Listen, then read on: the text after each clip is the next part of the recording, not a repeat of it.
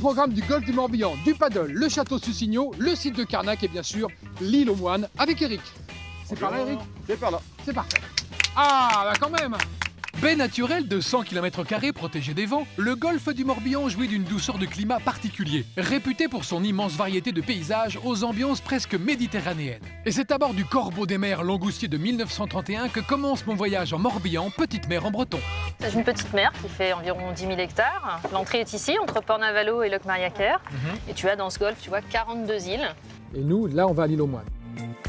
En forme de croix d'une longueur de 7 km, l'île aux moines est la plus grande des îles du Golfe. Située à 300 mètres du continent, la traversée pour s'y rendre ne prend que 5 minutes. Eric, merci, au revoir. À bientôt. Sur place, je réalise pourquoi l'île est un site protégé grâce à une végétation très méditerranéenne. À la pointe ouest de l'île aux moines, à côté du bois d'Amour, je retrouve Jean-Pierre. Jean-Pierre qui est un résident de l'île. Bonjour Jean-Pierre. Bonjour. Alors on admire le paysage. Qu'est-ce qui selon vous fait le charme de l'île? Elle n'a pas été trop dénaturée par les véhicules. C'est une île qui est quand même préservée. Elle est très accessible, parce que c'est une île qui est quand même un peu à la campagne. Mes deux guides me proposent le tour de l'île à pied à 3h30 ou à vélo balisé par 4 pistes cyclables extra plates. On choisit le vélo et on circule entre mer et forêt, entre les jolies maisons de granit qui font tout le charme de l'île. On découvre des jardins ouverts pour déjeuner comme à la maison et on repart sur un des bacs qui relie l'île au continent toutes les demi-heures. Toujours à vélo, Aline, ma guide, tient à me montrer sur la commune de Sarzeau le méconnu château de Soussignot. Ancienne demeure des ducs de Bretagne du XIIIe, entourée de douves, la halte y est incontournable.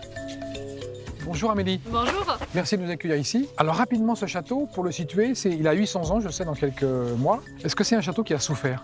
Au moment de la Révolution française, Ouais. puisqu'il va être racheté par un marchand forain qui va complètement le démonter pour se faire de l'argent. Donc on va revendre tous les planchers, toutes les toitures, des pierres de taille. Jusque dans les années 1960, eh bien, ce château ne ressemblait pas du tout à ça. C'était une grande coquille vide avec juste les murs. Et on m'avait dit qu'il y avait un trésor. Oui, il y a un trésor, mais pas dans le sens peut-être où on l'entend. Faut pas imaginer que c'est De l'or et de l'argent. et que ça va briller de mille feux, mais c'est quand même assez spectaculaire. Vous pouvez nous emmener?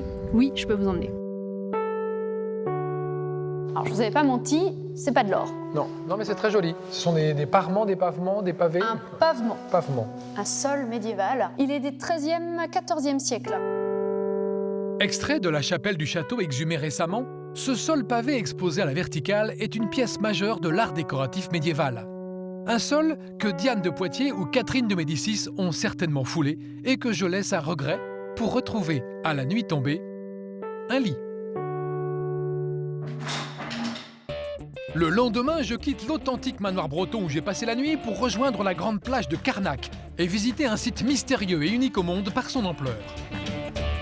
Bonjour Jacques. Bonjour Christophe. 3000 pierres, 4 km, 3500 ans avant Jésus-Christ, ça c'est les bons chiffres. C'est les bons chiffres, des chiffres ronds, ça satisfait tout le monde, c'est facile, c'est simple. On sait quand, Oui, on sait qui, oui. on sait comment, mais on ne sait pas pourquoi. Ah, on ne sait pas pourquoi. Il y a eu beaucoup de théories qui ont été proposées pour expliquer ces alignements. Mais aujourd'hui, force est de constater que nous n'avons pas de réponse satisfaisante. Et une des interprétations la plus séduisante actuellement, qui propose de ne plus regarder les alignements seulement dans le sens des alignements, mais aussi dans le sens transversal. Les vides sont aussi importants que les pleins. Cette succession de lignes de pierre serait une sorte de frontière qui avertirait ceux qui arrivent soit de la mer, soit de l'intérieur des terres, Oui. qu'ils arrivent sur un territoire et qu'il faut faire attention parce que là, on passe à autre chose.